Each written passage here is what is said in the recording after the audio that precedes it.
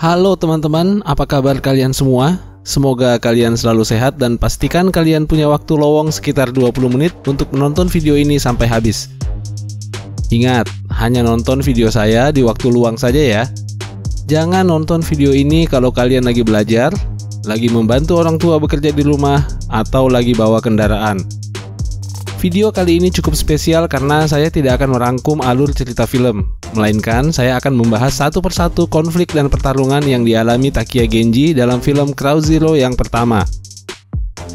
Alur cerita film Crow Zero sendiri sudah pernah saya bahas di video lain, kamu bisa tonton di channel ini juga. Seperti yang kalian ketahui, di dalam manga atau anime Crow Zero, ada banyak pemimpin di suzuran yang datang silih berganti. Mungkin saja kalian berpendapat bahwa di antara jagoan-jagoan suzuran, Takia Genji bukanlah yang paling kuat. Walaupun bukan yang paling kuat, tapi sudah pasti Genji adalah jagoan suzuran yang paling terkenal, disebabkan film live action Crow Zero 1 dan 2 yang sukses di pasaran. Nah, di film Crow Zero yang pertama, ada 9 konflik atau pertarungan yang melibatkan Genji. Kita akan bahas itu satu persatu. Tapi sebelumnya, ayo dong subscribe channel ini dan jangan lupa untuk menyalakan lonceng notifikasinya supaya kalian selalu mendapatkan update video terbaru dari channel ini. Kalau kalian sudah subscribe, kita langsung masuk saja ke inti pembahasan video ini, yaitu pertarungan yang dihadapi Takia Genji di film Crow Zero 1. Konflik pertama yang dialami Genji yaitu melawan sekelompok preman Yakuza. Di awal-awal film, kita sudah diperlihatkan adegan tawuran di aula sekolah pada saat orientasi siswa kelas 1 yang baru masuk di suzuran.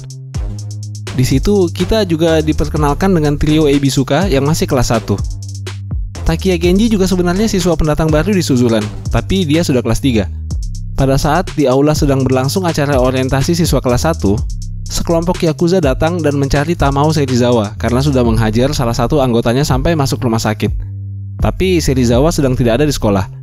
Nah, Genji sebenarnya hanya kebetulan melintas di tempat itu dengan santai dan tidak peduli sama sekali dengan kejadian di sekitarnya. Bahkan dia kelihatan lagi ngantuk sehingga dia melewati sekelompok Yakuza itu begitu saja. Mereka mengira Genji adalah Serizawa yang sedang mereka cari-cari. Pada saat itu sebenarnya Genji bisa saja mengaku bahwa dia bukan Serizawa. Tapi mungkin karena lagi bosan dan kurang kerjaan atau lagi butuh pemanasan, dia malah menghajar anggota-anggota Yakuza itu.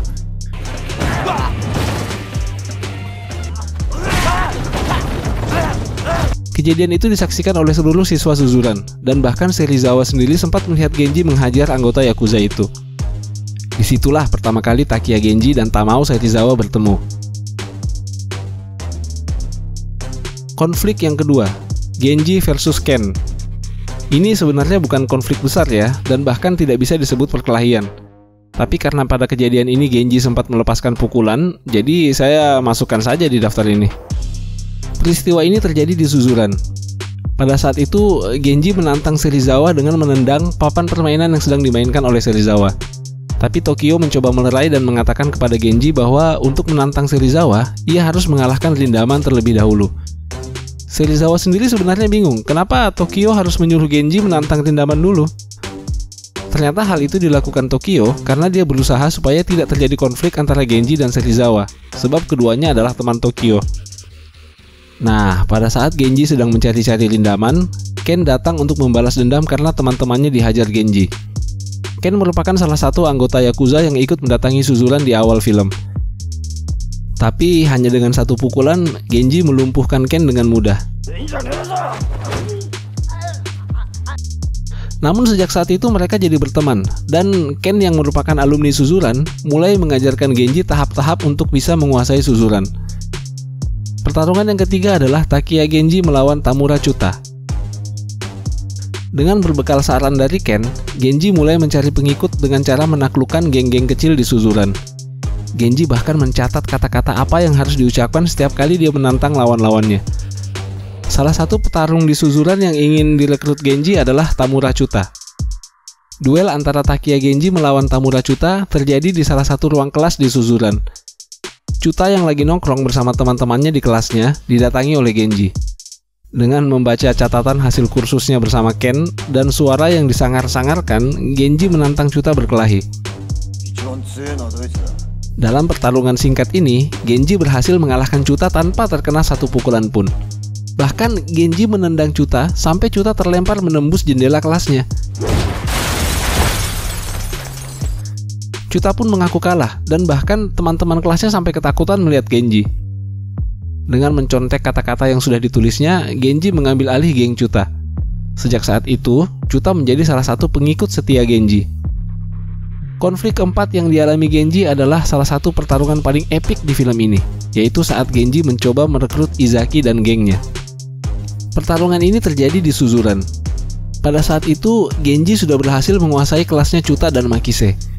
Tapi karena masih kekurangan personil, Genji berniat menguasai kelas D, yaitu kelas Izaki. Izaki adalah salah satu petarung kuat yang punya banyak pengikut di Suzuran, dan ia belum bergabung dengan Serizawa. Saat itu Izaki sendiri sedang mengamati hadirnya sebuah kekuatan baru yang muncul dari kelas 1, yaitu trio Ebisuka. Izaki juga seseorang yang punya ambisi untuk menguasai Suzuran. Itulah sebabnya dia tidak mau menjadi bawahan Serizawa. Ia memancing Genji untuk bertemu. Tapi ternyata Izaki malah mengerahkan seluruh anggotanya untuk mengeroyok Genji. Kalian tahu sendirilah, Takia Genji tidak pernah mundur menghadapi tantangan sebesar apapun. Ia menghadapi puluhan pengikut Izaki seorang diri sampai babak belur. Terkena pukulan dan tendangan bertubi-tubi, Genji masih terus bangkit dan melakukan perlawanan. Dia bahkan berhasil menjatuhkan beberapa orang anggota Izaki. Ketika dikira Genji sudah habis, ternyata ia masih bangkit dan melawan lagi.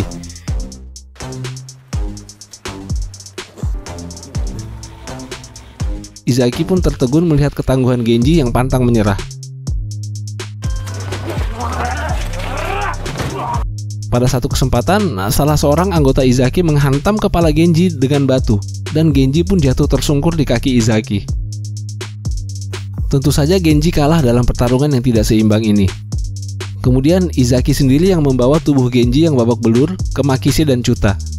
Di situ Izaki menanyakan kepada Makise kenapa ia mau menjadi pengikut Genji. Makise sendiri sebenarnya tidak bisa menjelaskan apa yang ada dalam diri Genji sehingga ia mau mengikutinya.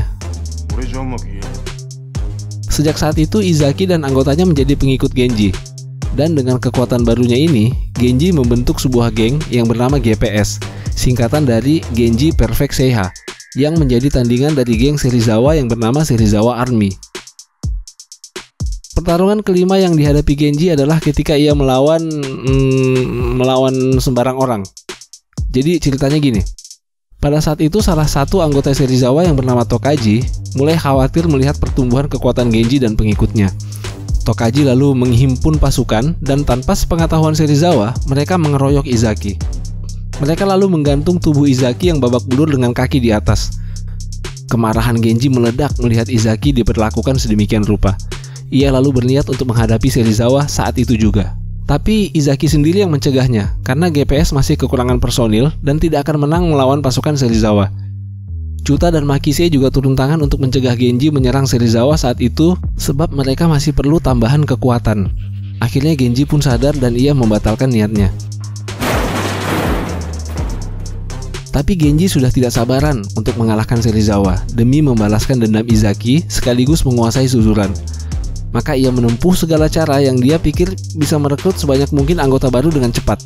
Genji berkeliling sekolah dan memukuli siapapun yang ditemuinya dengan membabi buta, supaya semuanya langsung mau menjadi pengikutnya. Genji pergi ke halaman sekolah dan menyerang siapapun yang ada di sana. Ia memasuki kelas-kelas dan berkeliaran di lorong-lorong sekolah, memukuli dan menendang setiap orang yang ditemuinya dengan brutal. Tapi Makise terus-menerus mencegah Genji melakukan hal itu, sebab bukan begitu caranya untuk menggait pengikut. Karena sudah tidak tahan melihat aksi Genji, akhirnya Makise mengancam akan meninggalkan GPS jika Genji terus seperti itu. Genji pun sadar dan menghentikan tingkah liarnya tersebut. Pertarungan ke-6 yang dihadapi Genji adalah melawan geng motor yang dipimpin Bando Hideto. Bando sebenarnya adalah siswa kelas 2 di Suzuran, tapi dia lebih banyak menghabiskan waktunya bersama geng motornya di luar sekolah. Bando punya ambisi untuk mengkudeta seorang pemimpin di geng motornya, tapi ia kekurangan anggota. Tokaji yang masih penasaran dengan kekuatan GPS menawarkan kepada Bando untuk meminjamkan anggotanya asalkan Bando mau menculik gebetan Genji yang bernama Ruka. Rencana itu dilakukan Tokaji tanpa sepengetahuan Serizawa. Mengetahui Ruka diculik, Genji dan pasukannya pun menyerang markas Bando dan terjadilah pertempuran di sana.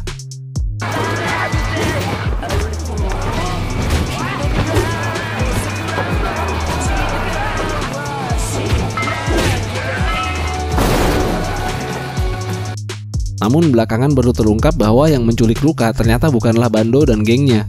Jadi Genji dan pasukannya salah labrak. Bando lalu menuntut permohonan maaf dengan cara Makise harus memotong salah satu telinganya. Disinilah tampak jiwa kepemimpinan seorang Takiya Genji. Tanpa berpikir panjang, ia menggantikan posisi Makise dan hendak memotong telinganya sendiri. Melihat hal itu, Bando cukup terkesan dan ia membatalkan tuntutannya tersebut. Pertarungan ketujuh yang dihadapi Genji adalah tawuran antara GPS melawan Serizawa Army. Terbongkarnya operasi rahasia yang dilakukan Tokaji tanpa sepengetahuan Serizawa berujung pada semakin memanasnya ketegangan antara GPS dan Serizawa Army.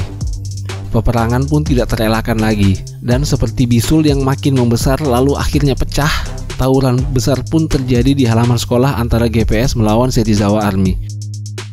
Tapi Genji dan Serizawa tidak serta-merta langsung bertemu. Mereka masing-masing punya kesibukan sendiri-sendiri dalam tawuran ini. Genji menghadapi anak buah Serizawa dengan didampingi oleh Makise, Chuta, dan Izaki. Sedangkan di lain pihak, Serizawa juga menghajar anak buah Genji bersama Tokaji, Mikami bersaudara, dan Tatsukawa. Pada saat itu sebenarnya GPS masih kekurangan anggota dan kelihatannya akan kalah dari Serizawa Army. Tapi lalu kemudian datanglah Bando Hideto bersama geng motornya dan mereka ikut menghajar anak buah Serizawa karena telah memfitnahnya. Dengan demikian, GPS pun mendapatkan bala bantuan yang tidak terduga. Tawuran berlangsung sangat lama dan korban pun bertumbangan di kedua belah pihak. Masing-masing pasukan sudah kehabisan tenaga dan tidak mampu lagi melanjutkan pertempuran. Hingga sampailah kita pada pertarungan Genji yang ke-8, yaitu duel antara Takiya Genji melawan Tamao Serizawa. Tawuran antara GPS dan Serizawa Army di lapangan suzuran pun memasuki bagian akhir dan hanya menyisakan kedua pemimpin mereka masing-masing, yaitu Genji dan Serizawa. Meskipun sama-sama sudah lelah, keduanya memperlihatkan ketahanan tubuh dan stamina yang luar biasa dengan saling bertukar pukulan dalam jangka waktu yang lama. Di satu pihak, ada Tamao Serizawa yang ingin mempertahankan reputasinya sebagai calon penguasa suzuran. Sementara di pihak lain, ada Takiya Genji, si murid baru yang juga punya ambisi menjadi pemimpin tunggal di sekolah itu. Duel itu berjalan cukup seimbang dan menunjukkan bahwa sebenarnya kedua orang ini berada di level yang setara. Mereka terus bertarung sampai matahari terbenam. Sudah tidak terhitung lagi berapa banyak pukulan dan tendangan yang dilepaskan dan diterima oleh masing-masing dari mereka.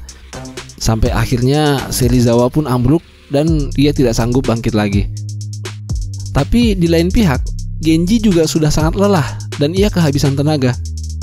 Kakinya sudah terlihat susah payah menopang tubuhnya untuk berdiri. Genji pun menang dan GPS menaklukkan Serizawa Army.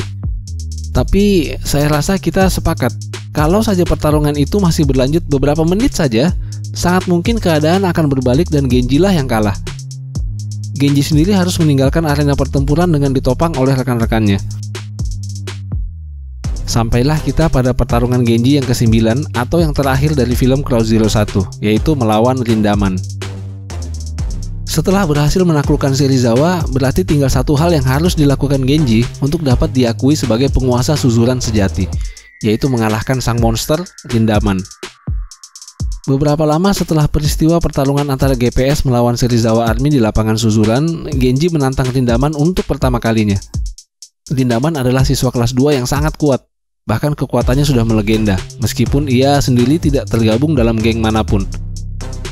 Skin dalam adegan ini sangat singkat dan seperti menegaskan bahwa Rindaman adalah monster yang tidak terkalahkan di suzuran. Walaupun kita tidak diperlihatkan hasil akhirnya, tapi kita sudah sama-sama tahu bahwa dalam duel ini Genji kalah. Oke guys, sampai di sini dulu video kali ini. Nantikan video saya selanjutnya yang akan membahas seluruh konflik dan pertarungan Genji di film Crow Zero yang kedua. Kalau kalian suka dengan video ini, pastinya kalian juga akan suka dengan video lanjutannya nanti. Jadi jangan lupa untuk klik like video ini, subscribe channel ini, dan nyalakan lonceng notifikasinya supaya kalian bisa segera mendapatkan update dari channel Frog Movies. Oh ya guys, sekedar informasi nih, video pertama saya di channel ini jelek sekali. Tapi dengan menonton video pertama saya yang berantakan itu, berarti kalian sudah turut serta menyaksikan sejarah terbentuknya channel ini yang dimulai dengan apa adanya. Sampai jumpa.